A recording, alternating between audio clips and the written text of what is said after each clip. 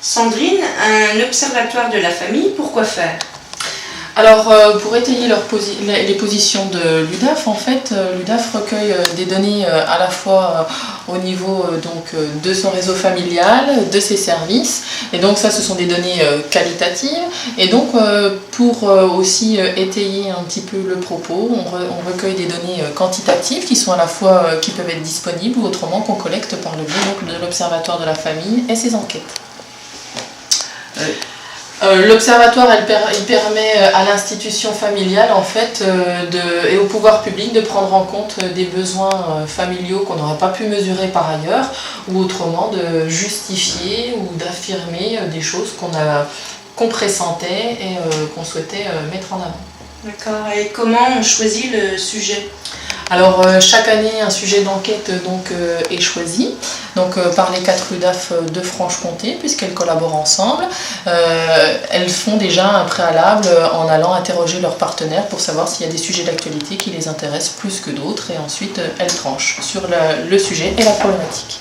D'accord. Comment sont construits ces questionnaires? Alors ces questionnaires sont construits de manière collégiale, donc entre les 4 UDAF de Franche-Comté, et puis avec les partenaires financiers ou techniques qu'on pourrait avoir sur les enquêtes qu'on décide de travailler. Donc on peut avoir le Conseil général, la CAF ou d'autres organismes de ce type. Et la diffusion? Alors ces enquêtes-là, bien sûr, on les envoie à des ménages. On en choisit 5000 de manière aléatoire chaque année dans les fichiers postaux. Donc vous pouvez en être destinataire. Et donc on espère entre 600 et 1000 réponses. Il faut savoir qu'on a des très bons taux de retour sur nos enquêtes. D'accord. Et pour finir, quelle exploitation en faites-vous?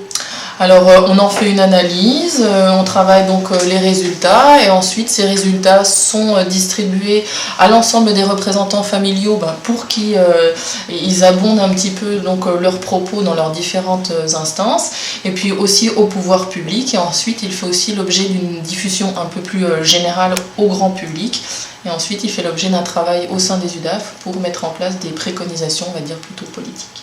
Merci Sandrine. Merci.